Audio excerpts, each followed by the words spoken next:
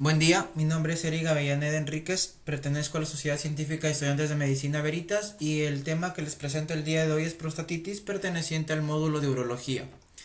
Entonces, definiendo la prostatitis como un conjunto heterogéneo de enfermedades, los cuales no siempre van a ser infecciosos, sino que muchos de ellos ya van a ser de etiología desconocida, pero que al final el factor común de todo este daño va a generar una inflamación parenquimatosa, los cuales nos va a desembocar pues en una sintomatología dolorosa, irritativa, u obstructiva, los cuales van a estar referidos al tracto genitourinario del varón, pues, ¿no?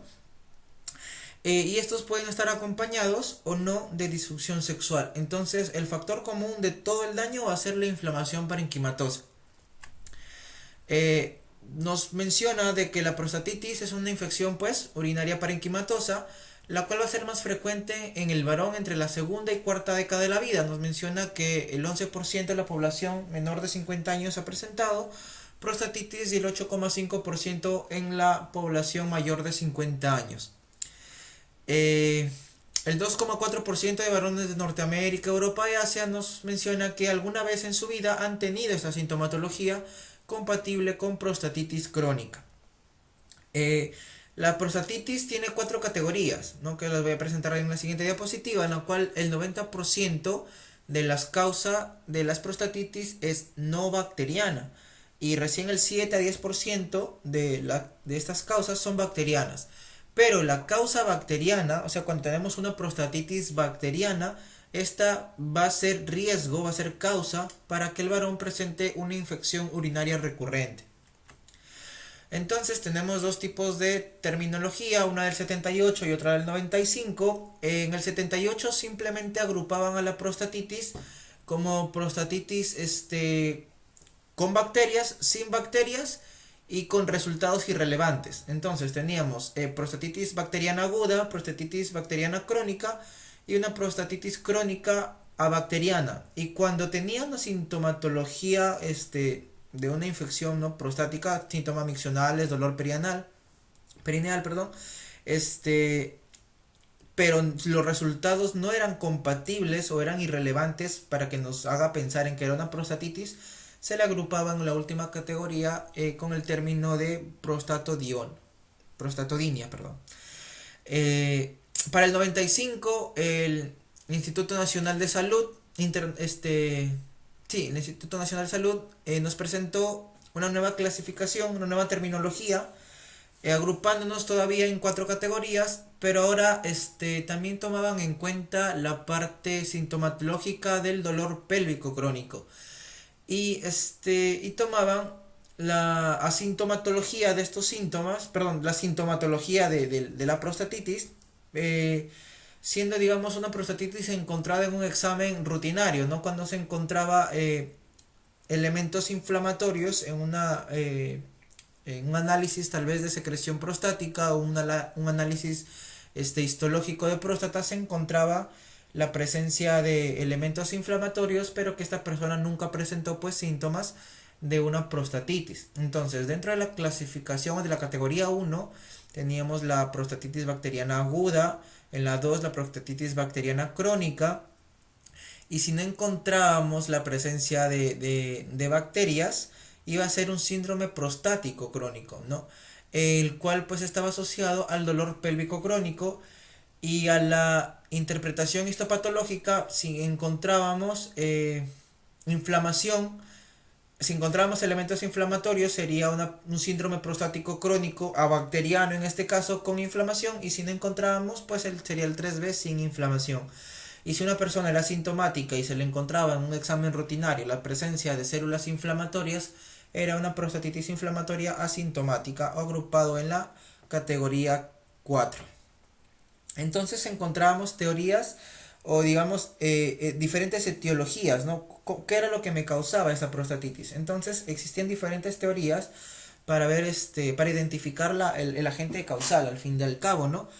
Y como les mencioné, todas esas teorías nos va a llevar al final a una inflamación parenquimatosa de la próstata. Entonces teníamos la teoría obstructiva, o sea, de que existía pues el origen sintomatológico estaría en una disfunción miccional, ya sea por una estenosis, una obstrucción, ya sea por un enclavamiento de cálculo, ¿no? Nos causaba un reflujo, y este reflujo se quedaba pues toda la orina en la vejiga, y este reflujo permitía de que la orina ingresara a la próstata, y esto me generaba una irritación, y lo que en consecuencia me generaba una inflamación.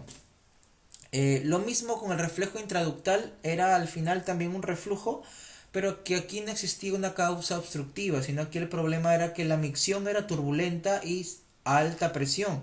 Y esta pues me generaba que existiese un reflujo al interior prostático, ¿no? Y causándome la reacción inflamatoria. La teoría infecciosa está relacionada digamos que en la periferia prostática se encuentran unos conductos llamados verum montanum.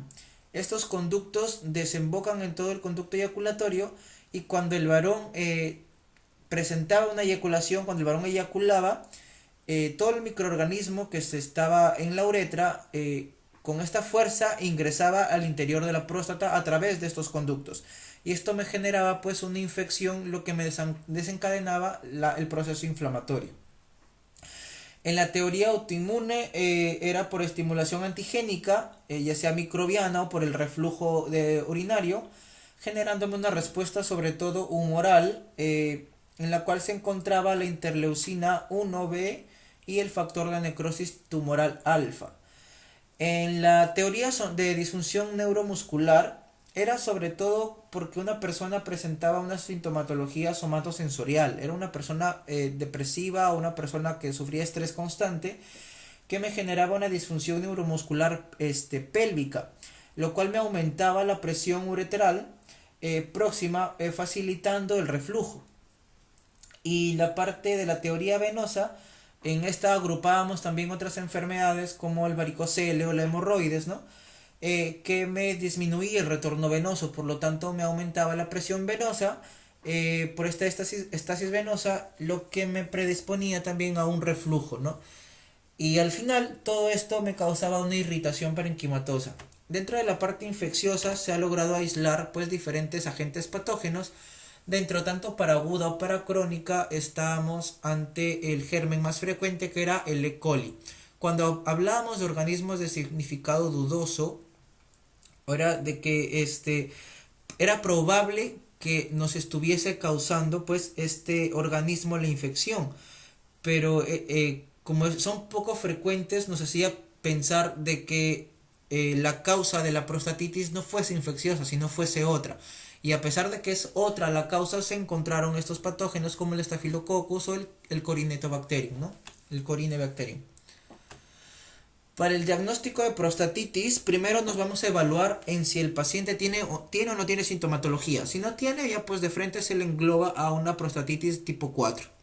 De presentar sintomatología, vamos a saber si es de comienzo agudo o ya es de larga evolución esta sintomatología. Si es de comienzo agudo, agrupamos entonces en la tipo 1. Si es de larga evolución, vamos a ver si es que tiene cultivo positivo o si tiene cultivo negativo.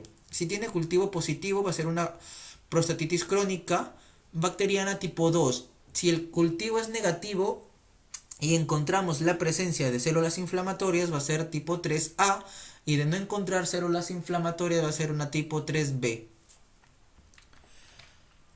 De acuerdo al tipo de diagnóstico que tenemos, ¿no? De acuerdo a la categoría, vamos a tener un tratamiento. Entonces, cuando llega la persona con una sintomatología prostática aguda, lo primero en lo que tenemos que pensar es si existe o no existe obstrucción miccional. De existir, pues se le pasará al tratamiento, ¿no? Con la sonda uretral o una cistostomía suprapúbica. De no existir obstrucción miccional, se le tratará con las cefalosporinas de segunda o tercera generación, y luego evaluaremos pues si existe o no existe mejoría. En cuanto a la prostatitis tipo 2, cuando ya es crónico bacteriano, vamos a tratarlo ya con fluoroquinolonas en un tratamiento de 6 a 12 semanas, y otra vez pues evaluando si existía o no existía una mejoría. Para el tipo 3A o tipo 3B, recordando de que el tipo 3A era inflamatorio, ¿no? Entonces también lo tratábamos como si existiese un agente causal. Lo tratábamos con fluoroquinolonas y evaluando o si existía la mejoría o la no mejoría. En cambio, cuando la prostatitis era tipo 3B, o sea, no era inflamatoria, simplemente tratábamos la sintomatología, ¿no? Con coadyuvantes como diazepam, bloqueadores alfa y analgésicos opioides. Y de existir mejoría o no, veíamos si continuábamos o no continuábamos con los opioides, si pasábamos a AINES o si agregábamos otro tipo de tratamiento. Y obviamente el tipo 4 al ser asintomatológico, asintomático, no se le va a dar tratamiento. En un estudio de pacientes con prostatitis aguda que se sometieron a una biopsia prostática, se encontró de que existe un 15% de riesgo de los pacientes que sufren diabetes, hipertensión o insuficiencia renal crónica para presentar una prostatitis aguda bacteriana, y que este riesgo se duplicaba cuando el paciente presentaba 3 enfermedades crónicas. Dentro de las preguntas que les presento, aquí vemos un caso de prostatitis, ¿no? Un paciente de 35 años que viene con cuadro 48 horas, viene con fiebre, tiritando, mal estado general, polaquiuria, disuria, tendesmo vesical y dolor perianal, ¿no? Todo esto nos da una sintomatología ya de prostatitis y aquí tenemos todo lo que hemos encontrado en la parte laboratorial. Entonces, en las alternativas, en la número 1 nos menciona como alternativa sueroterapia, antitérmicos, toma de urocultivo, antibioterapia y una tomografía, ¿no? Entonces hemos visto de que hasta ahora todo el diagnóstico es clínico, no son necesarias las imágenes, por lo tanto esta es una alternativa falsa. En la segunda alternativa nos menciona una sueroterapia, antitérmicos, antibioterapia previa a la realización de biopsia prostática. Hasta ahora no hemos mencionado biopsia, por lo tanto la biopsia está contraindicada. Y en la respuesta número 4 nos menciona sueroterapia, antitérmicos, antibioterapia, y aquí nos están solicitando niveles de fosfatasa alcalina prostática. La fosfatasa alcalina prostática no se utiliza para el diagnóstico, por lo tanto la respuesta es la número 3, en la cual vamos a dar sueroterapia, antitérmicos, la antibioterapia durante 3 semanas, y aquí lo que sí podemos medir para ver el control de nuestra próstata, pues es si está mejorando o no, es el PSA, ¿no? Y por último, un diagnóstico diferencial donde tenemos un paciente de 35 años de edad que desde hace varias semanas presenta algún episodio aislado de hematuria leve, dolor en el flanco de tipo cólico, polaquiuria, y en el análisis de orina aparece piura ácida con urocultivo negativo. Entonces, en un paciente con dolor tipo cólico, evaluaremos si tiene fiebre o no tiene fiebre. En este caso no tiene fiebre, por lo tanto descartaríamos el cólico renal, ¿no?